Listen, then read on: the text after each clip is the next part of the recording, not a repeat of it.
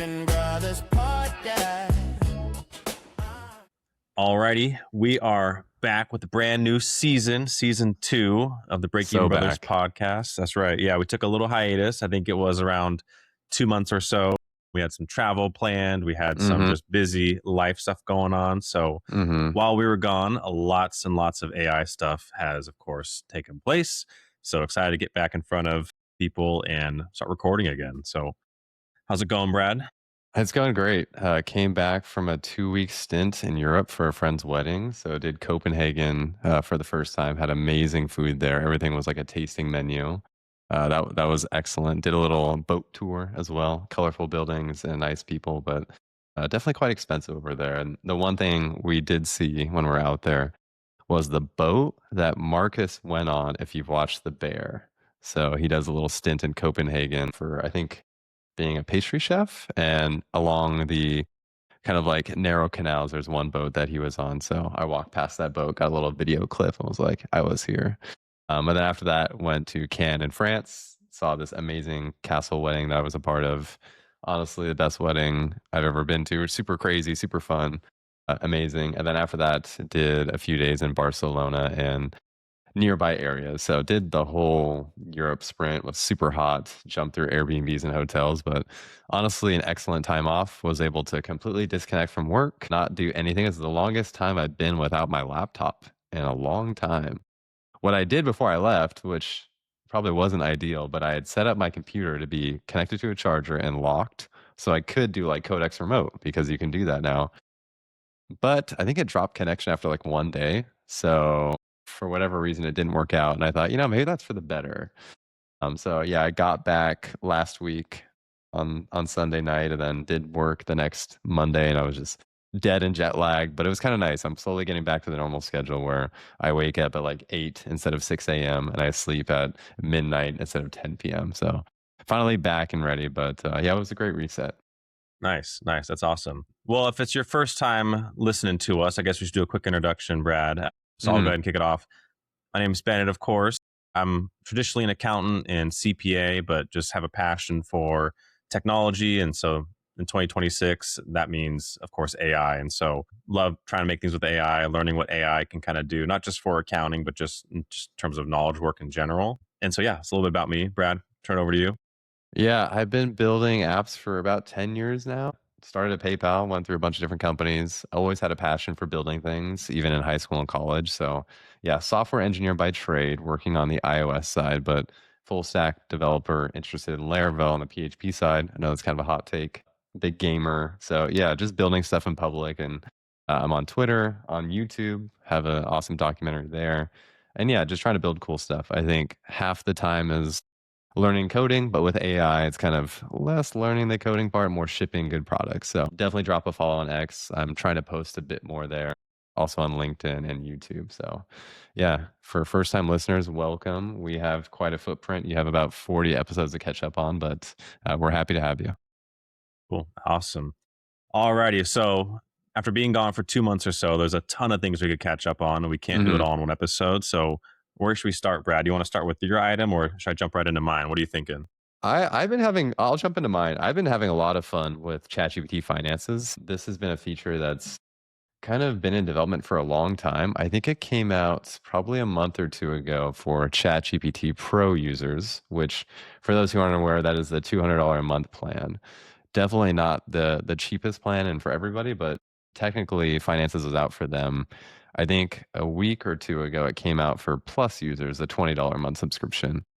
So I had waited until it became more broadly available. I tried it out last week and I loved it. So you open up the ChatGPT mobile app, you link your accounts using Plaid, which is kind of the de facto standard for authenticating banks and credit cards and not, giving risky control. Plaid does a really good job of isolating your logins and doing official like Chase OAuth logins. Once you get past that part and you add all your accounts, it's pretty smooth sailing. So it pulls in your credit card expenses, your bank account transaction, any mutual funds or stocks that you own on like Robinhood or other platforms. So it really has a holistic view of all of your investments, your cash, your debt, etc. I let that bake for a day or so to pull in data. And then I started asking queries about it. And the good part about it is that it pre-prompts you with queries that save money to audit your spending. So sometimes it's a little bit of a blank slate problem. And I'm like, I don't really know what I want to do with this feature. It feels nice to have full visibility, but I asked like, hey, how can I reduce my business spending?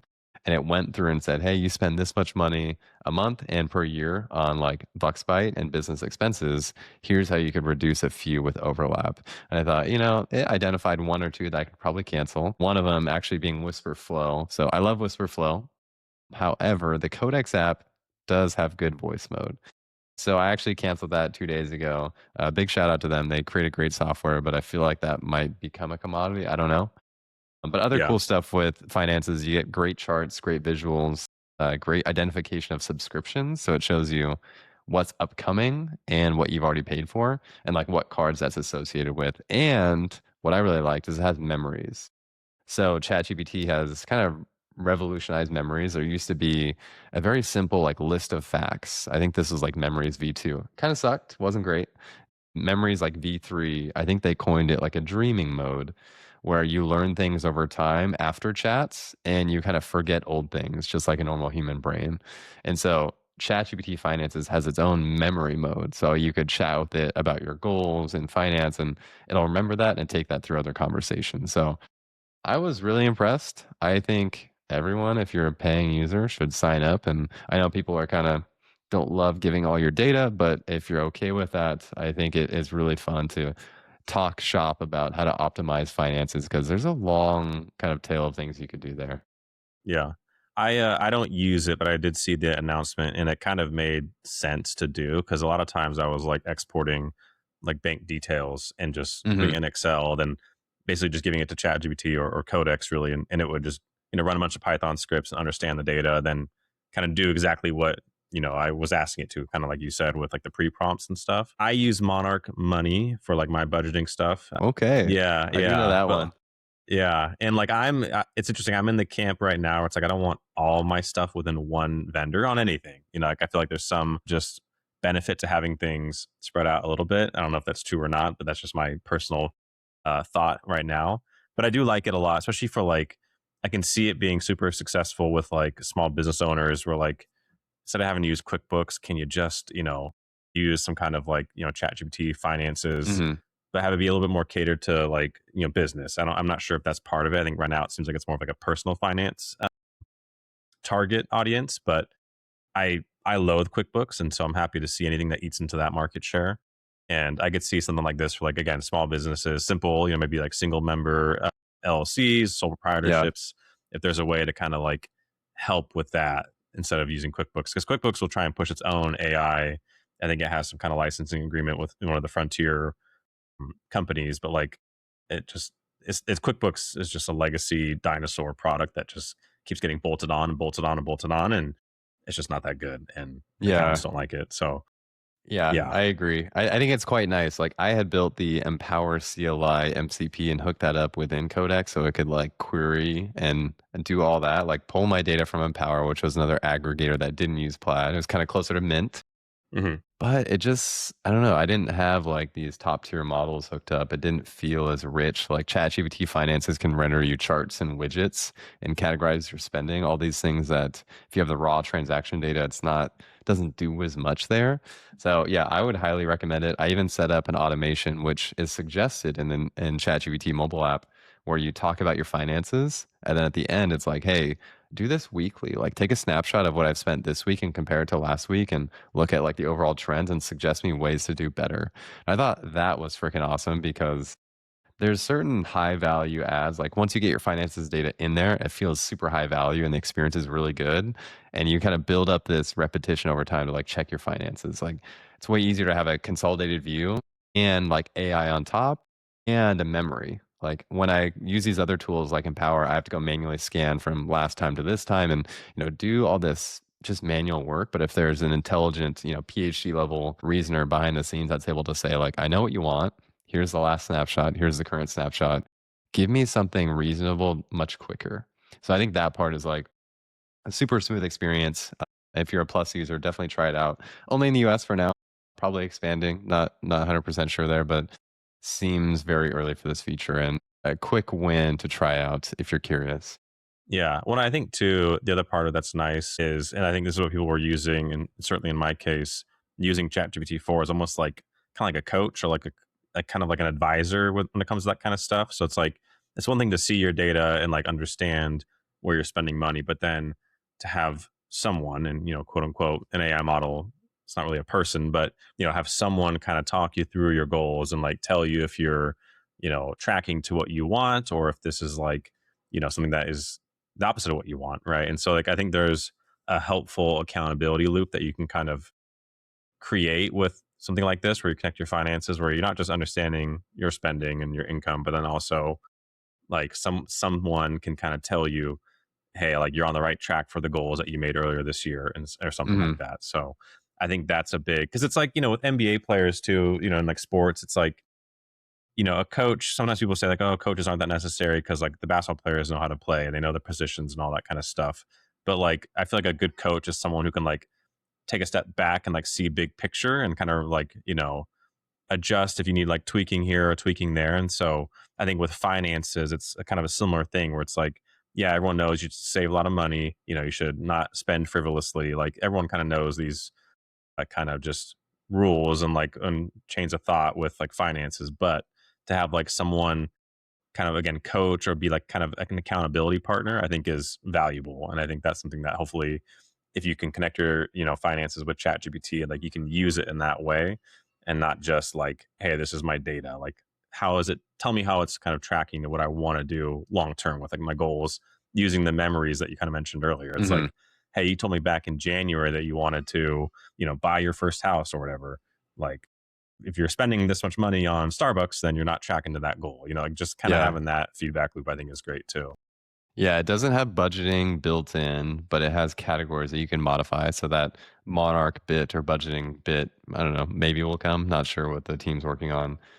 The other one is the memories that are from your normal ChatGPT are kind of brought into finances. So I think there's a subset of memories in finances, and then your overall profile has memories. So it did reference things that I had talked about in other chats in the finances chat. And I was like, oh, this is kind of nice. Like it felt like it knew me already, which I was like, that is freaking awesome. So yeah, super cool software, a great experience. The automations for it make it super high value. And I'll report back in a few months of like what I've done and where it's, saving me money. Because I think at the end of the day, yeah, getting someone who is on top of your finances in a digestible way and a good experience is like the best thing that I want. That's the end goal for a lot of the software for me. And I think finances is a pretty good job getting me there.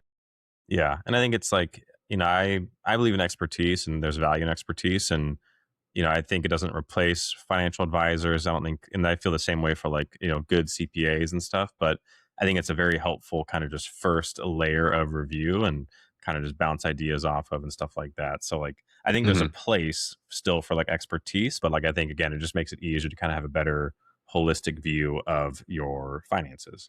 So I think that's Yeah, pretty my cool. last anecdote here before we move on is when I did my initial audit, like post linking all of your accounts, it highlighted that I had I think it was like a $800 American Express fee. And I was like, hey, this fee is huge. Like, are you sure you want this credit card? And then I had told it, no, no, no. Like, I do my best to use all the American Express benefits. Like, go add those up, which some benefits are like $15 a month on Uber, which aren't really tracked within transactions. That's like within the Uber app. But it did kind of comb through a lot of the refunds that Amex gives you if you spend in certain areas for the credit card benefits. And it tallied those up and was like, you spend 800 or 900 on the credit card yearly fee, but you use like $800 of the benefits that are refunds, plus if you add $300 of Uber credit, you're like already over what the annual fee would be. And so it was nice for it to flag it, and it was nice for me to challenge it, and it kind of agreed with me. And I think the models have a long history of like being agreeable, but this one I was like, no, no, no, I'm pretty sure I'm right here, and it's getting better. And I think it'll probably learn that as a memory of like, hey, I use the benefits for the card, but also challenge me and make sure I am using it. So it was nice for it to call that out, because I think you can forget about these things from time to time, and it highlighting it is just like, that is front and center. And like, it is an egregiously expensive card, but if you use it correctly, you can get the benefit out of it. So Yeah. shout out to finances for that.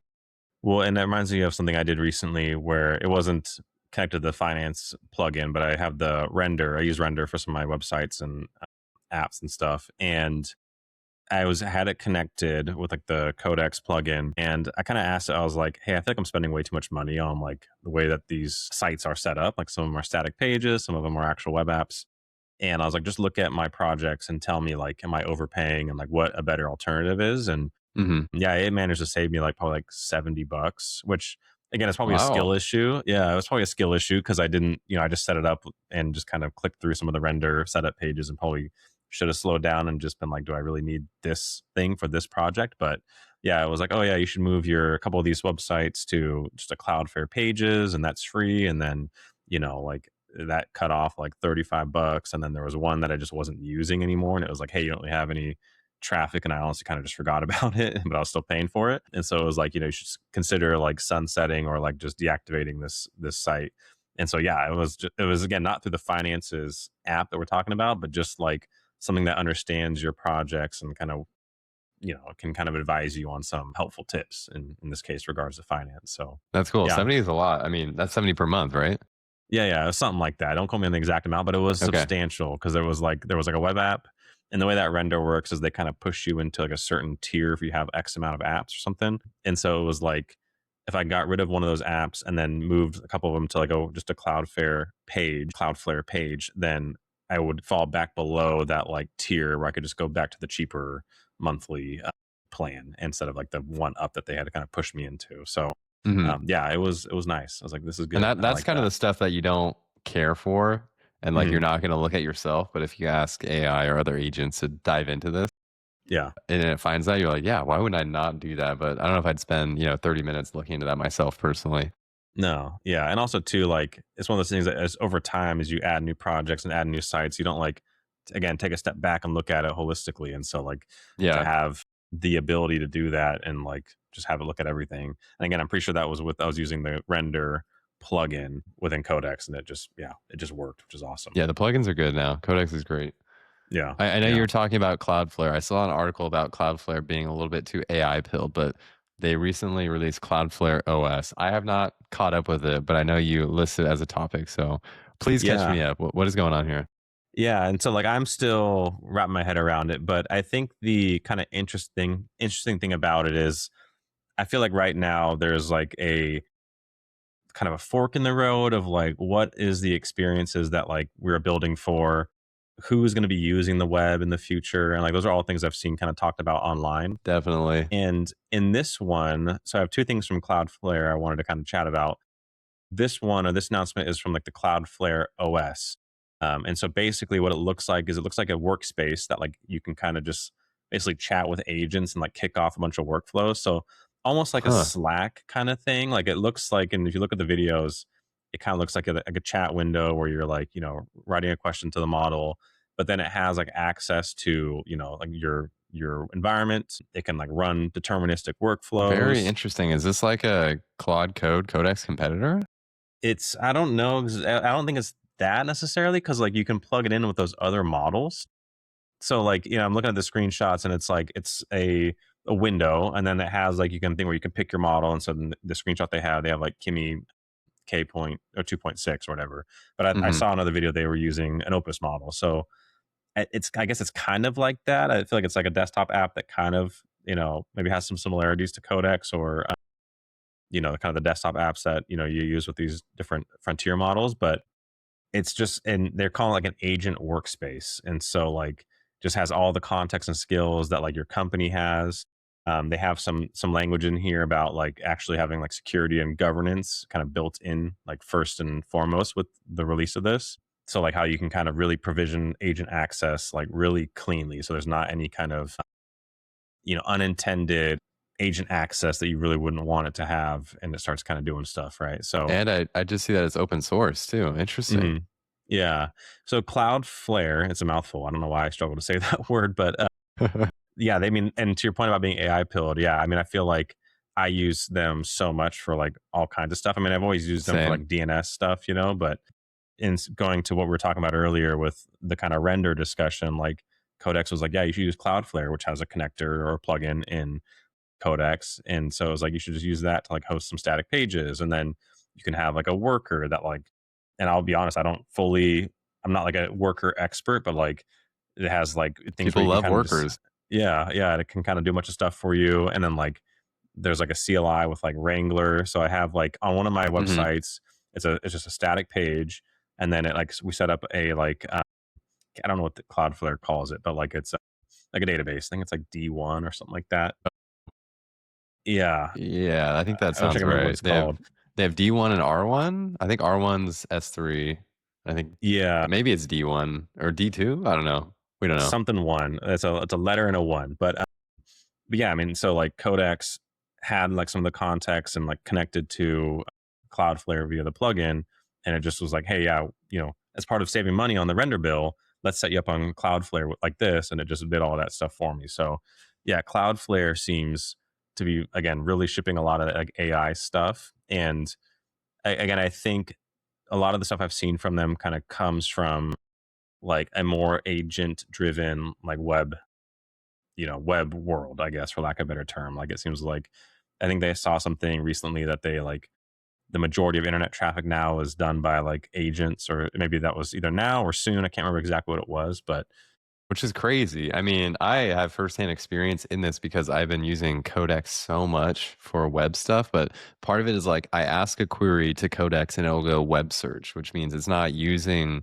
my browser, but it's just querying stuff almost like Google is. But the other half is I ask it to use my browser, my login credentials, and like navigate through pages. And it feels like such low effort to get these tasks done now that it's just amazing to kick one off and approve a few things here and there for security's sake. But sensitive actions using my browser feel very doable now. And even not even sensitive actions, like sensitive being like a bank or something crazy like that, but even like normal things I don't want to do. Like one that I had as an example was posting an eBay listing of an old gaming laptop that I wanted to get rid of. I took photos, dumped it into a Codex thread, and was saying, hey, I'm logged into eBay, make the listing for me. And it researched competitors, found the right price, did the shipping estimate, attach the photos, even blurred out the serial number in the photo that I attached because it was like, hey, this is sensitive. Like, you shouldn't post an eBay photo with your serial number.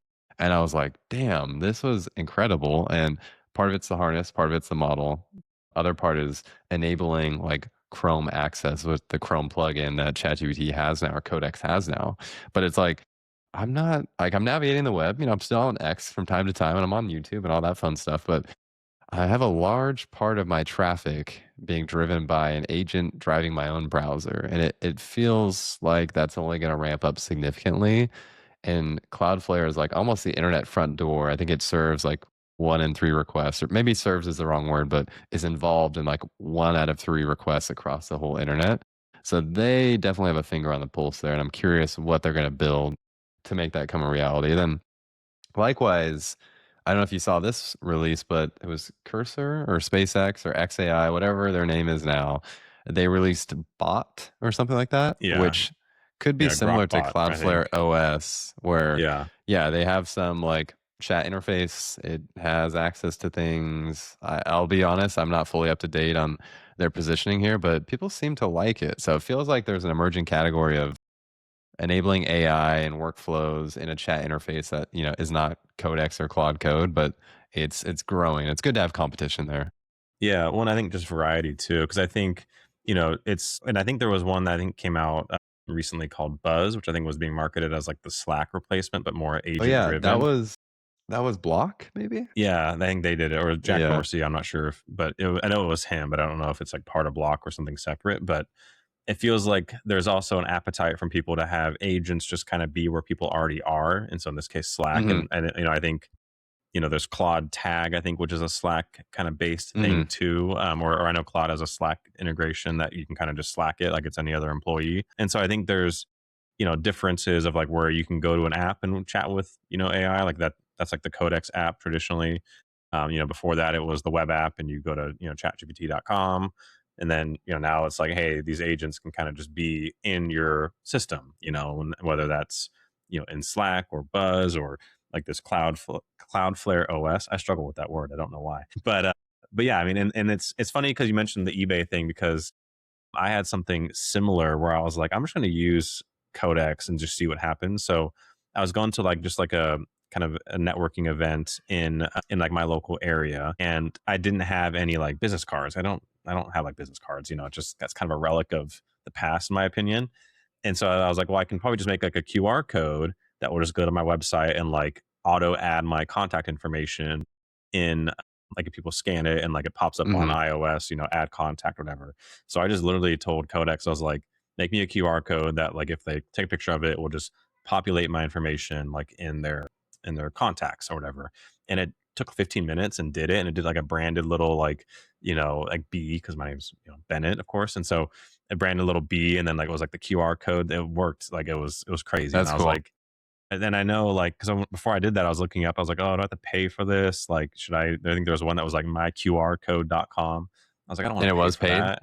Yeah. It was like $50 a Yeah. year or something like that. I'm like, I'm not Heck paying for no. that. Not not So not in today's day and age. yeah, and so it can just figure it out, and so yeah, I mean those apps are incredible. But then on the thing with Cloudflare too, that I was going to mention is they also released, I think it was like a couple weeks ago, this thing called Kite Surf, and it's actually because you mentioned the Google Chrome web browser thing, so they released something called Kite Surf, which is a more agent enabled or like a lighter kind of web browser, because I think what they said in the article was, modern browsers like Chrome and others are written or made for humans to digest and understand Hmm. information. And so there's a lot of overhead, like tech wise, that comes with that. And so they built like a brand new browser, I guess primarily in Rust. So it's supposed to be really fast and really Of lightweight. course. Yeah. And so they're saying like this might be the future for like, if you're using an agent and it needs to do some kind of web search, instead of opening up like Google for Chrome or I think Chromium, right, is like the other Hmm. browser that they can use. It would just use Kite Surf and be much faster and have That's less very interesting, hurdles. actually. Huh. Yeah. I totally missed that release. I don't know when that came out, but I must have been. I'm gonna say I was in Europe at that time, so I was just taking a look at Yeah. the article that you linked, and yeah, it looks very interesting. I think the problem that they outline of a more secure agent friendly browser sounds right, and if they're able to rewrite all this using AI over time, sounds like a good gig. I know having the Chrome plugin for ChatGPT gets you in the zone so that Codex can control the browser. But we did used to have our own browser, Atlas, that got sunset recently.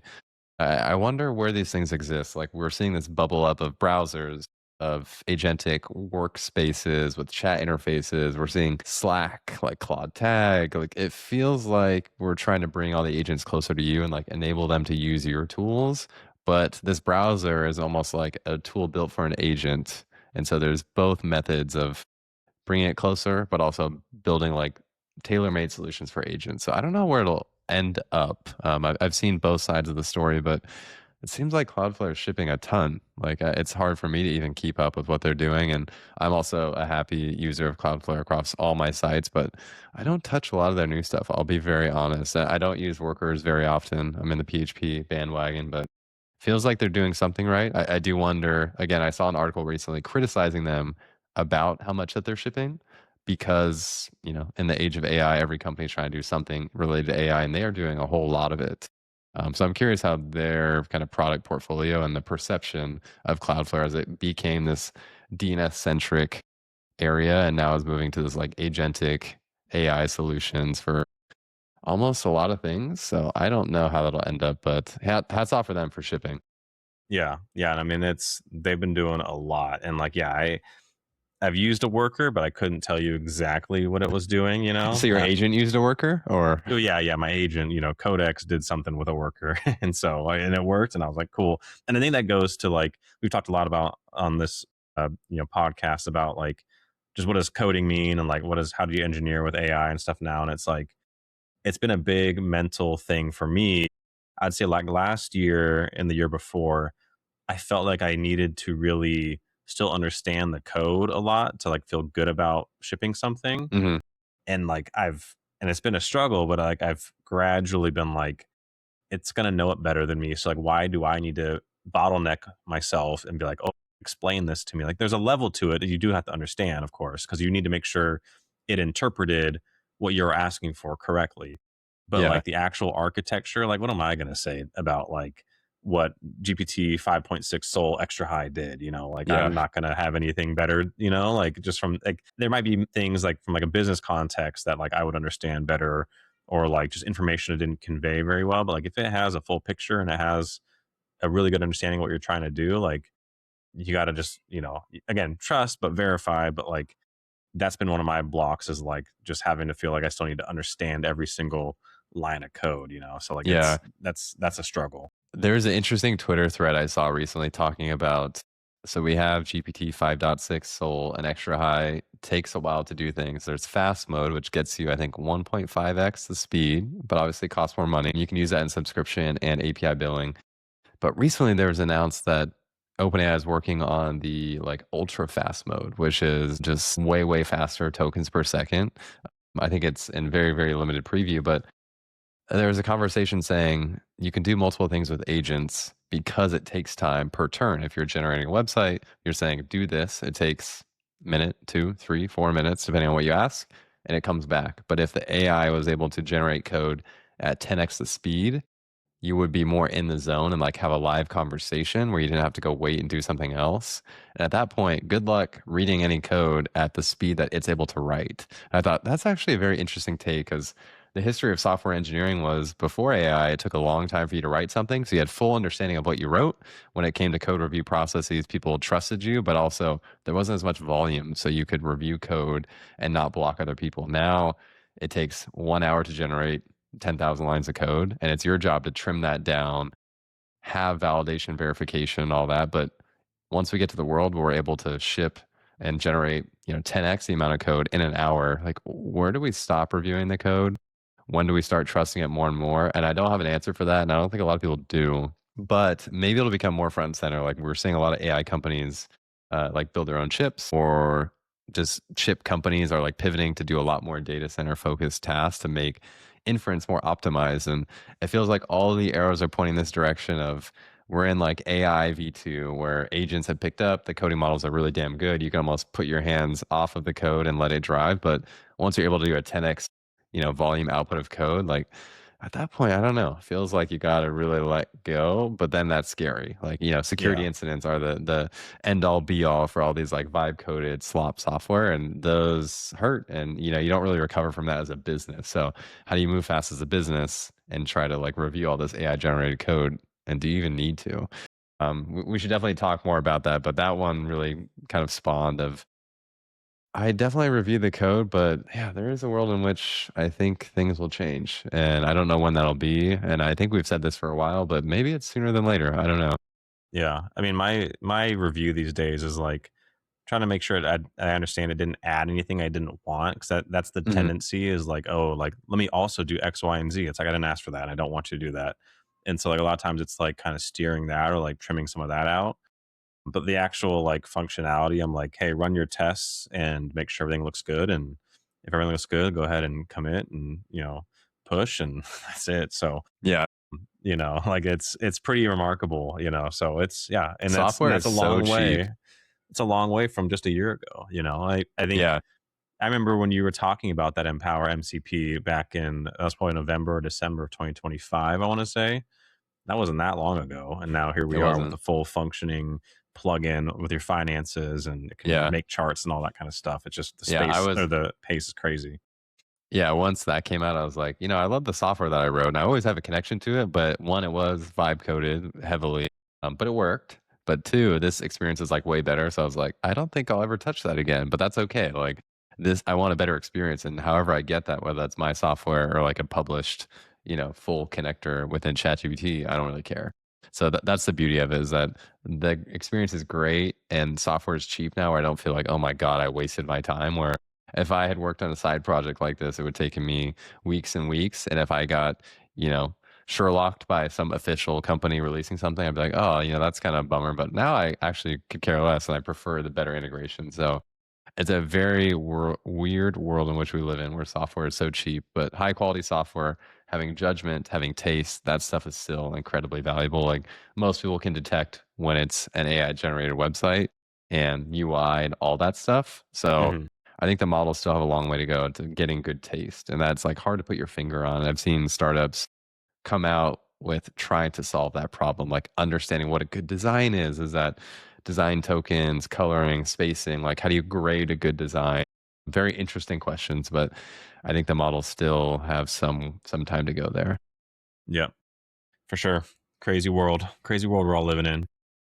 Yeah. And then the last thing that I want to talk about, which I think has probably confused a lot of people, maybe even yourself, Ben, but there's been a ChatGPT work mode. So if you open up the mobile app or the web interface, essentially there's a toggle on the top of your chats, which is essentially chat or work.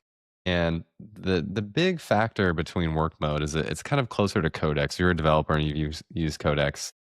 Codex can get a lot of things done. It'll search the web, it'll create Python scripts, you name it, and it does this all kind of on your computer. ChatGPT Work Mode is the culmination of that, but this is more a remote server or a virtual machine that you ask a query. It's able to use that machine to fetch data, write Python scripts, execute it, build these artifacts for you, and do much longer running processes. So chat is like, I don't know if this is the perfect phrasing, but in my book, it's more for like quicker questions, not as deep mathematical or researchy. And work is like more complicated things. I can use a browser. So there's a cloud browser now, which is crazy. But as we've talked about this whole agentic browsing, now it can open up a browser for you. Like ChatGPT chat mode cannot do that. So this is kind of the differentiating factor of if you want a browser, if you want a virtual machine, it's a little bit kind of fuzzy. Honestly, the reception has been mixed, but I have been leaning to work mode for the majority of things, and only for the simple things have I been going back to chat. And I think that part is a really big distinction of like, do I want to use the browser? One thing that I was trying to book is the Odyssey tickets, and I was like, hey, this is where I live. I want IMAX, and I want you to go figure out the seats. And so I basically found my zip code, found the movie theaters around me, opened up a website which I'd never heard of. I can't remember the name, but essentially had a seat map view and rendered the web page. Like took a screenshot, analyzed what seats were available to me, and told me, hey, nothing is really good this weekend. Like there's only seats in the front or like a single seat in the back. And my query was 2 seats that are like not in, like you're gonna break your neck territory. And it was really cool to see ChatGPT Work go off on that task, which I know Codex would be able to do it because it has my browser. Like I give it control due to that Chrome plugin, but ChatGPT Work is a closer rendition of that where it's able to use a browser. And that one feels like a big unlock to me. So if you're confused about it, this is my hopefully simple explanation, but I would lean towards work for the most part. Chat for simple things. Definitely ask it to use the browser too. If it's something like, I don't know, movie tickets, I think is a great example. I think there's rolling out support for reservations. So you don't necessarily need a browser for something like a Yelp reservation or like, I think it was Resi, maybe. I can't remember the exact connection, but some of these things are being more built in. But for things that don't have official support, the browser is super valuable and it does really cool things. So I've been using it a lot. I've loved it. And it's a little bit confusing, but let me know if you've had good experiences with the browser and the work mode. I think it really can do a lot, and you kind of have to reframe your mind around asking prompts for things that might seem impossible before, but are now possible. Yeah. Yeah. So that announcement I think came out right around the same time as like the 5.6 Sol and Luna and Terra models. And so I think my main focus was like how amazing those models were. Like 5.6 Sol is like my daily one. I usually just have it on medium if it's like anything, and then if it's like actually really complicated, I'll go extra high. I don't ever use ultra or like fast mode or anything like that. But on like the actual integration of the apps, I will say it's still a little bit confusing for me, just because the main thing, at least when I look at mobile now, and I maybe I need to update, but like when I look at mobile now, there's chat and there's work, but then there's nothing called Codex. It's just called remote, and like that is how to get to mobile on that's how to get to Codex on mobile. Whereas like on the actual ChatGPT app, there's the drop down to do ChatGPT versus Codex. So it's almost like on the mobile side, there's no recognition that Codex is Codex. It's just called remote. And it's like that. I know what it is, but like just from naming and like and consistency, that's kind of where I get a little confused. But yeah, I mean, I pretty much only use chat for like everything, because a lot of my stuff is kind of just little questions here or there. But if I'm actually like doing like work stuff, I tend to still just use Codex. I haven't used work very much, maybe a couple of times here and there, but yeah, I've always either just defaulted to Codex or just if it's quick questions, just chat. Yeah, I think the last thing about work mode on mobile is that it does have access to those automations that feel a lot more first class. So I think the finances automation that I have for setting up recurring weekly snapshots, I think does use the work mode. I might not be 100% correct on that, but it feels like the scheduled task, which I think was the old rendition of like doing things on a cadence. There's a new product name for it. I can't remember what it is, but essentially I think it uses work mode since it does have these, VMs on the fly that it's able to do much more robust integrations. But exactly as you're saying, I think the Codex tab, which was on the ChatGPT app, got renamed to Remote, and then now there's a Chat and Work. So yeah, the Chat and Work, simple things on chat, more complicated things on work with a browser access. And if you want to go back to your computer, hit that remote button, that'll get you there. Then on the Mac OS side, yeah, a little complicated. We had the ChatGPT app, and we had the Codex app. There was the big merge, which maybe some of you have heard about. If you're, not on X in the AI bubble, you probably haven't heard about it. You basically update your ChatGPT Mac OS app. It gets kind of like replaced into this Codex app, and depending on what mode you choose and this kind of onboarding flow, you can stay in Codex, or you can kind of go back to like ChatGPT Classic, which is like the old looking ChatGPT mode. But little bumps and bruises. I'll be honest, even myself as like an employee of OpenAI, we're using the software at home, doing the upgrade path. Maybe a little bit to be desired, but I think once you get through that hurdle, and the way things exist today, it's still not crystal clear on what goes where, but it's getting closer to this ultimate merge of like, you don't have to think about what mode you choose, and things are local, and you can access your computer. It feels like there's a good product vision that's coming into play, and these things are merging, which is great.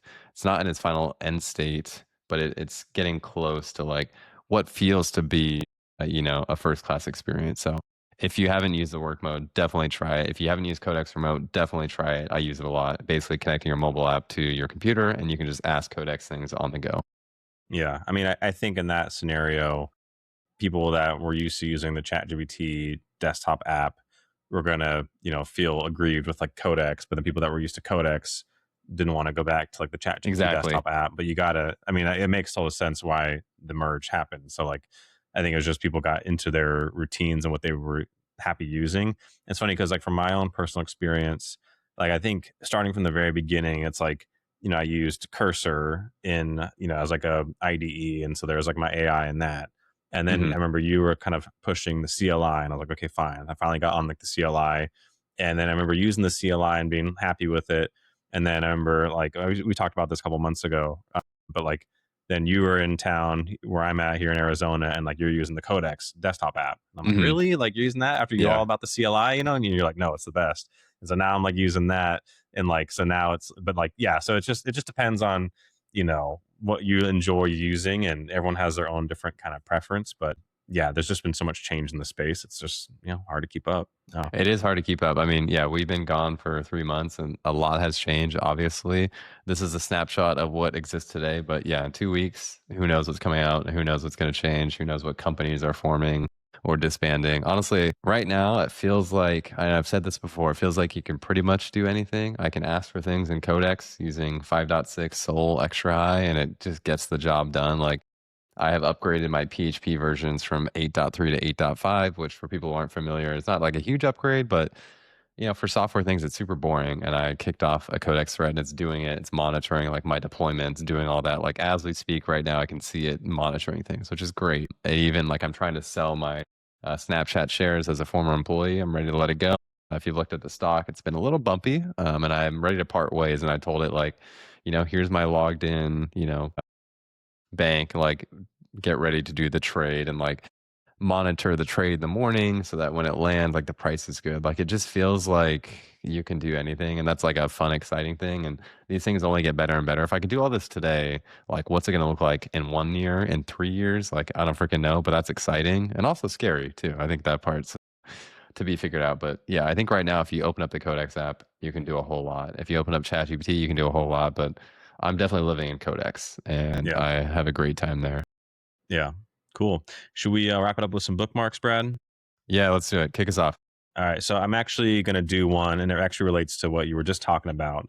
So there was a white paper, I think is what you call them, that was published actually recently about Codex usage. And so I'll include a link in there. But what I found really interesting about it was talked about how users are using Codex, and it ranged from, I think, people that actually work at those frontier labs versus people that are like, pretty good users of AI versus like just completely new users. And so they segmented it into 3 different buckets of people. And basically the premise was like, what can the highest users tell us about, how Codex is being used across organizations? What can like non-engineering, I think that was the bucketing. I think it was like engineers at the frontier labs, maybe engineers elsewhere, then like non-engineers or something like that. But basically it was like Codex was showing a huge growth in non-engineers. So think finance, think legal, marketing. And like what are some of the traits that like, were being noticed and observed as to like why that was. And it was super interesting because one of the key themes was like obviously the desktop app and being, able to kind of work alongside files on your computer and your workspace, which is super Hmm. useful. Taking it out of like the web app, which a lot of people were still stuck in. Again, especially non-engineering people that maybe don't think and live in X AI world all the time. And so being able to kind of like realize that you can do a lot more things on your computer with browser use and all that kind of stuff, right? Yeah. But then two, it was really like the focus was on like delegation versus like automation. And I think that's something that really stuck with me, like in my career, like being in accounting and being like a leader of teams. It's like sometimes people think about like AI as like automation, and like it can automate, certainly, like it can write Python scripts or Bash scripts and do a bunch of cool stuff for you.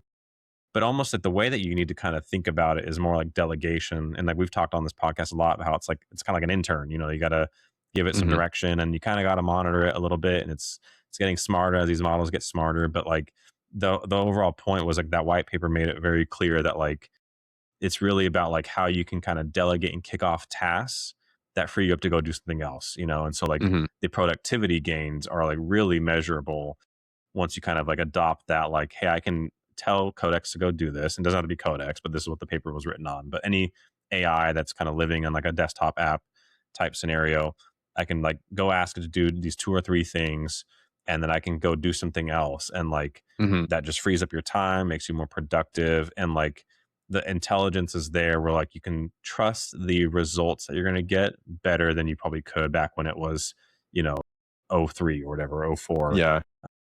So like that was a really interesting thing. So I'll include the link, but yeah, that was my book. Yeah. That's interesting. I had one kind of tidbit on that is I was trying to unsubscribe from emails to reclaim my email inbox because I am in spam hell. And there's no official Apple Mail connector. So this weekend, yesterday actually, I had asked Codex, like, go through the past 90 days of my emails and unsubscribe from things that are purely marketing, keep transactional. And if there's anything not that you're not sure about, ask me. And it made it through all of this, like use my computer to page through all my email results and unsubscribe from a ton of them. But one of them, it tried unsubscribing and it said the link was bad. And I looked at it and it was this like crypto looking link. And I go, how about we don't click on that one next time?